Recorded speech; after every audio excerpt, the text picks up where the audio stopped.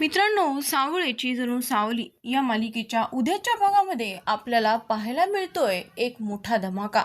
कारण की सावली ही राजकुमारचं सत्य बाहेर आणण्यासाठी प्रयत्न करते. राजकुमारचं सत्य हे मेहंद्रे कुटुंबामध्ये समजलंच पाहिजे आणि अमृता वहिनींचा जो विश्वासघात होतोय तो सुद्धा थांबला पाहिजे हे सावलीला वाटत असतं आणि त्यासाठी तिचे प्रयत्न सुरू असतात.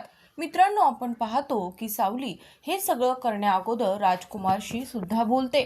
ती म्हणते, राजकुमार दादा, तुम्ही ज्या पाथवर आहात, तुम्ही जो वे पकडलेला आहे तो अत्यंत चुकीचा आहे. त्यामुळे वेळीच तुम्ही सावध व्हा.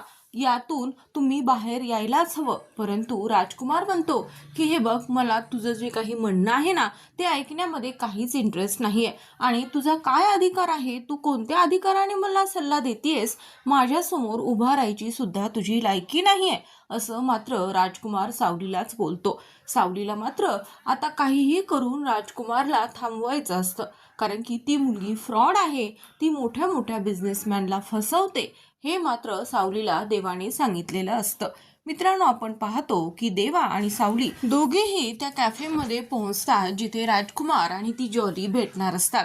राजकुमारने डायमंड नेकलेसची व्यवस्था केलेलीच असते आणि त्यानंतर आपण पाहतो की तो डायमंड नेकलेस घेऊन मात्र राजकुमार त्या जॉलीकडे जातो. जॉली खूप खुश होते कारण की नेकलेस हा मिळालेला आहे. 50 लाखाचा तो नेकलेस असतो, त्यामुळे ती खूप खुश असते. आणि त्यानंतर ती राजकुमारच्या गालावर किस सुद्धा करते. आणि हे सगळं घडत असताना सावली मात्र हे सगळं रेकॉर्ड करते आणि तिच्यासोबत देवा सुद्धा असतो. सगळं काही फोनमध्ये रेकॉर्ड होत असतं. आणि त्यानंतर आपण पाहतो की जॉली आणि राजकुमार त्यांचा क्वालिटी टाइम स्पेंड करतात. त्यानंतर मात्र सावली देवाला म्हणते की तुम्ही माझ्यासोबत आहात, तुमच्यासारखा भाऊ हा प्रत्येक बहिणीला भेटो आणि तुम्ही माझ्यासोबत होता म्हणूनच हे सगळं घडलं आहे. मित्रांनो, आपण पाहतो की तेव्हा देवा म्हणतो की सिस्टर, तू माझी बहीण आहे, यामध्ये माझं भाग्य आहे, असं तू मला मोठं करू नकोस. आणि त्यानंतर सावली देवाला हक करते आणि हे सगळं मात्र रेकॉर्ड केलं जातं. ऐश्वर्याचा माणूस हे सगळं रेकॉर्ड करतो आणि ऐश्वर्याला पाठवून देतो. मित्रांनो, ऐश्वर्या पूर्णपणे या सगळ्या गोष्टीकडे लक्ष ठेवून असते. ज्या दिवसापासून सावलीने राजकुमार दादांवर संशय घेतलेला आहे त्या दिवसापासून ऐश्वर्याचं लक्ष सुद्धा सावलीवर असतं. ही मुलगी असंच काहीतरी बोलणार नाही हे ऐश्वर्याला सुद्धा माहीत असतं आणि त्यामुळे तिचं लक्ष असतं ते सावलीवर, सावलीच्या प्रत्येक पावलावर. आणि तिच्या लक्षात येतं की राजकुमारचं बाहेर अफेअर आहे. परंतु आता मात्र ऐश्वर्याला असं वाटू लागतं की ही जी सावली आहे हिचं सुद्धा बाहेर अफेअर आहे, म्हणजे देवासोबतच हिचं अफेअर आहे असा ती आता बनाव ही सर्वांसमोर मांडणार आहे. मित्रांनो, सावली मात्र राजकुमारचं सत्य बाहेर आणण्याचा प्रयत्न करते. परंतु आता सावलीवरच या गोष्टीचं संकट मात्र सावलीवरच ऐश्वर्या आणणार आहे. कारण की देवा आणि सावली हे सुद्धा त्या कॅफेमध्ये भेटलेत. दोघांनी मिळून राजकुमारचं सत्य रेकॉर्ड केलंय. परंतु त्या अगोदरच ऐश्वर्यासमोर दुसरंच काहीतरी गेलेलं आहे आणि याचा त्रास मात्र आता सावलीला भोगावा लागणार आहे. मित्रांनो, आपण पाहतो की सावलीचं महत्त्व हे मेंढरे कुटुंबामध्ये वाढत आहे आणि त्यामुळे ऐश्वर्याचा जास्त संताप होतोय. आणि आता तिला ही संधी मिळाली आहे. जे काही सावलीचं सत्य आहे हे ती सगळ्यांसमोर मांडण्याचा प्रयत्न करणार. परंतु मित्रांनो, आपण पाहतो की जेव्हा सावलीला समजतं की राजकुमार दादा त्या जॉलीसोबत बोलतायत, भेटतायत, तेव्हा ती हे सगळं रेकॉर्ड करते. परंतु तिला हेही समजतं की 50 लाखाच्या नेकलेसची ही मुलगी मागणी करते आणि आता मात्र राजकुमार दादांना हा नेकलेस द्यावाच लागणार आहे, नाहीतर ही मुलगी घरात येऊन गोंधळ घालेल, असं ती राजकुमारला सांगते. ती म्हणते, जर मला नेकलेस मिळाला नाही, जर तुम्ही माझं प्रेम हे सिद्ध करून दाखवलं नाही, तर मग तुझं सत्य मी तुझ्या घरच्यांना सांगेन.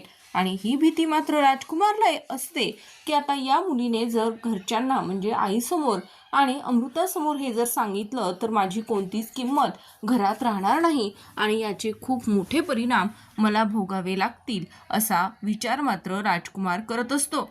ती जॉली मात्र काहीच ऐकून घेत नाही आणि ती म्हणते की मला तू काहीच सांगू नकोस, तुला तुझं प्रेम हे सिद्ध करावंच लागेल की तुझं प्रेम माझ्यावरचं कमी झालं नाही तर मला 50 लाखाचा नेकलेस हवाच आहे. त्याशिवाय तू मला बोलू नकोस. मित्रांनो, आपण पाहतो की राजकुमारला खूप टेन्शन येतं आणि राजकुमार सारंगला फोन करतो. राजकुमार म्हणतो कॅश हवे आहेत. त्यानंतर सारंग मात्र दचकतोच. तो म्हणतो की दादा, सगळं काही ठीक आहे ना? तू कोणत्या प्रॉब्लेममध्ये अडकलाय का? एवढी मोठी कॅशची तुला काय गरज आहे? परंतु राजकुमार चिडतो आणि तो म्हणतो, हे बघ सारंग, तू माझा लहान भाऊ आहे, मी मोठा आहे आणि तू मला याबाबत विचारू नकोस. माझं थोडंसं काम आहे, मी सांगतोय ना. तू पैशाची मॅनेजमेंट करणार आहेस की नाही तेवढं मात्र सांग. आता मात्र सारंगलाच कळत नाही की काय उत्तर द्यावं, कारण की कॅश खूप मोठी आहे आणि एवढ्या लवकर एवढं मोठं सगळं मॅनेज करणं म्हणजे थोडं कठीण आहे, हे सुद्धा सारंगच्या लक्षात येत असतं. परंतु सारंग म्हणतो की दादा, तू म्हणतोय ना, तर मी हे सगळं करण्याचा प्रयत्न करेन.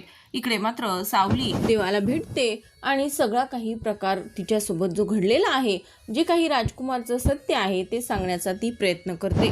ती म्हणते की दादा, असं आहे, त्यामुळे 50 लाखाच्या नेकलेसची तुम्हाला व्यवस्था पाहावी लागणार आहे. त्या मुलीला पाहिल्यानंतर घोरपडे म्हणतो, अरे ही मुलगी तर तीच आहे जी मोठ्या मोठ्या बिझनेसमॅनला फसवते. तिने खूप जणांना फसवलं आहे. आम्हाला सुद्धा या मुलीला पकडायचं होतं, परंतु आमच्या हाती काही ही मुलगी लागली नाही. परंतु आता मात्र तुझ्यामुळे लागली सिस्टर.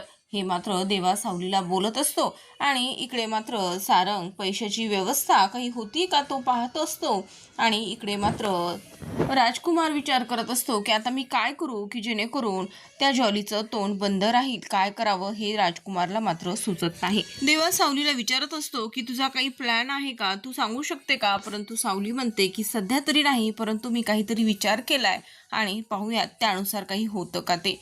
मित्रांनो, इकडे आपण पाहतो ज्या साड्या तिलोत्तमाला सावलीला द्यायच्या असतात त्या साड्या मात्र तिलोत्तमा सावलीला न देता अमृताकडे देते आणि म्हणते की हे सगळं तुझ्याजवळ ठेव. त्यानंतर चंद्रकांतजी म्हणतात की तिलोत्तमा, मी या साड्या पाहिल्या आहेत या अगोदर, तुला या सावलीला द्यायच्या होत्या ना, मग तू का देत नाही आहेस? त्यानंतर तिलोत्तमा म्हणते की हो, मला द्यायच्या होत्या, परंतु आता मला द्यायच्या नाही आहेत आणि त्याचं कारण सुद्धा तुम्हाला माहीत आहे. त्या मुलीने माझ्या चांगल्या मुलावर, राजकुमारवर संशय व्यक्त केला आणि एवढा मोठा आरोप तिने केला आहे. त्यामुळे आता मला तिला कोणतंही काहीही गिफ्ट द्यायचं नाहीये. त्यानंतर आपण पाहतो की तिलोत्तमा पाहते तर राजकुमार हा घरी आलेला असतो आणि तो थोडा टेन्स दिसतो. त्यानंतर तिलोत्तमा म्हणते की राजकुमार, आणि या वेळेला तो तर बाहेरगावी जाणार होता ना, एवढा लवकर परतला सुद्धा, असं कसं होऊ शकतं? आणि हे विचारण्यासाठी त्या रूममध्ये येतात तर राजकुमारने अमृताची पूर्ण ज्वेलरी ही बाहेर काढलेली असते. तेव्हा तिलोत्तमा म्हणते की हे सगळं तू बाहेर कशासाठी काढलंयस? त्यानंतर राजकुमार म्हणतो की जे 2 चोर आपल्या घरात येऊन गेले त्यानंतर माझ्या डोक्यामध्ये हा विचार होता आणि त्यामुळे मला लवकरात लवकर हे सगळं चेक करायचं होतं, त्यासाठी काढलं आई. त्यानंतर तिलोत्तमा म्हणते, खरंच राजकुमार, तू खूप हुशार आहेस, नाहीतर तुझी बायको वेंद्रीच आहे, तिचं अशा गोष्टींकडे काहीच लक्ष नसतं. बरं झालं तू हे सगळं चेक केलंस. मी माझ्या मोठ्या तिजोरीमध्ये हे सगळं काही ठेवून देते. त्यानंतर मित्रांनो, आपण पाहतो की तिलोत्तमा ते सगळं घेऊन जाते, परंतु राजकुमार आता विचार करतो की आता 50 लाखाची मी मॅनेजमेंट कुठून करू शकतो. त्यानंतर सारंग घरी येतो. त्यानंतर आपण पाहतो की सारंग सावलीला म्हणतो की हे बघ सावली, मी जेवण करून आलोय. परंतु सावली मात्र सारंगवर चिडते. ती म्हणते की तुम्ही अगोदर का नाही सांगितलं? सारंग म्हणतो की अगं सावली, तुझ्या डोक्यावर शिंग उगवल्यासारखं माझ्यावर धावून काय येतेस? त्यानंतर सावली म्हणते, काय शिंग? मी काय गाय आहे का? सारंग म्हणतो, हो गाय आहेस ना, माझी बायको आहेस, गरीब गाय आहेस सावली तू, असं माझ्यावर लगेच रागवू नकोस. सावली म्हणते, मग मी काय करणार? अहो, स्वयंपाक करून ठेवला होता आणि तुम्ही जेवून आलो असं म्हणणार, मग मी तुम्हाला काय बोलणार आहे? तेवढ्यात तिथे राजकुमार येतो. सावली सारंगला जेवायला वाढत असते. त्यानंतर आपण पाहतो की राजकुमार सारंगला पैशाबद्दल बोलत असतो. त्यानंतर मात्र सारंग म्हणतो की राजकुमार दादा, अरे मी तुला फोन लावत होतो, परंतु तुझा फोन काही लागत नव्हता आणि तू रिसीव सुद्धा केला नाहीस. मला असं वाटलं की तुला पैशाची काही गरज नाही, तरी पाहतो मी उद्यापर्यंत मॅनेज होतात का, आणि त्याबद्दल मला आईला सुद्धा बोलावं लागेल, कारण की एवढी मोठी कॅश आहे आणि मला आईशी बोलावंच लागेल. परंतु राजकुमार म्हणतो की नाही, याबद्दल आईशी काहीच बोलू नको, कारण की मला आईला सरप्राईज द्यायचंय. सारंगला समजतच नसतं की 50 लाख रुपये कॅश हवी आहे, आईला सरप्राईज द्यायचंय. नक्की राजकुमार दादा काय बोलतोय हे दादाला तरी कळते का? राजकुमार म्हणतो की सारंग, तू जेवण करून घे, मी पाहतो काही होतं का ते. त्यानंतर सावली मात्र हे बोलणं ऐकते. सावलीच्या लक्षात येतं की हे 50 लाख म्हणजे ते गिफ्ट आणण्यासाठीच आहे. त्यानंतर राजकुमार पैशाची व्यवस्था करण्यासाठी फोन लावत असतो आणि त्यानंतर बऱ्याच जे काही पैसे देणारे लोक असतात त्यांना तो फोन लावतो. तेव्हा ती लोक म्हणतात की अगोदरचे 6 कोटी हे तुमचे द्यायचे राहिलेले आहेत आणि त्यानंतर तुम्ही परत 50 लाख रुपये मागताय. तेवढ्यातच इथे ऐश्वर्या येते. ऐश्वर्या म्हणते की मला खरंच खूप वाईट वाटतंय राजकुमार दादा, तुमचं जे काही हे सगळं सारंगसोबतचं बोलणं झालं ते मी ऐकलं. आता पुन्हा हे ऐकतेय. खरंच तुमच्यावर किती वाईट अवस्था आली आहे. कंपनीचे मालक तुम्ही सुद्धा आहात.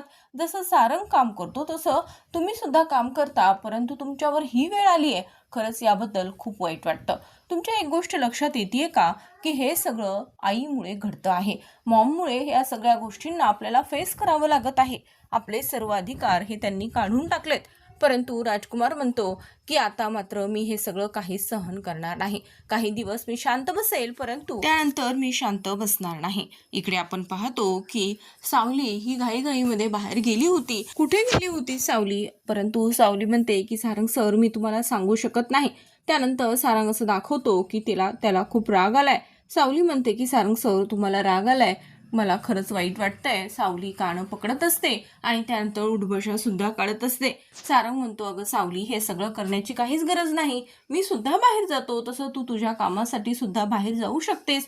कित्येक वेळेस तर मी तुला सांगून पण जात नाही. असं काही नाही होऊ शकतं. माझा तुझ्यावर पूर्ण विश्वास आहे. तसं तू मला वचन दिलंयस की माझ्यापासून तू कोणतीच गोष्ट लपवणार नाही. सावली म्हणते की सारंग सर, मला तुमच्यापासून काही लपवायचं सुद्धा नाहीये. मला तुम्हाला सांगायचंय. सारंग म्हणतो की बोल ना, मग काय सांगायचं आहे तुला? त्यानंतर सावली राजकुमारचं नाव घेते. सारंग म्हणतो की सावली थांब. जोपर्यंत तुझ्याकडे कोणतेच पुरावे येत नाहीत तोपर्यंत कोणताही शब्द तोंडातून काढू नकोस, नाहीतर मागच्या वेळेस सारखं तुझ्यासोबत घडेल. सावलीला मात्र लक्षात येतं की सारंग सर जे सांगत आहेत ते अगदी बरोबर आहे. आता जे काही करेल ते पुरावा घेऊनच करेल, असं मात्र सावली ठरवते. मित्रांनो, आपण पाहतो की सावलीने आता ठरवलं आहे राजकुमारचं सत्य हे पुराव्याशी सगळ्यांसमोर आणणं आणि त्यासाठी ती देवाची मदत घेतीये. परंतु त्यामुळे सावलीच अडचणीत येईल का हे पाहणे मात्र इंटरेस्टिंग होणार आहे. तर मित्रांनो, सावळ्याची जणू सावली ही मालिका पाहण्यासाठी चॅनलला नक्की सबस्क्राईब करा. व्हिडिओ आवडला असेल तर व्हिडिओला लाईक आणि शेअर करायला मात्र विसरू नका.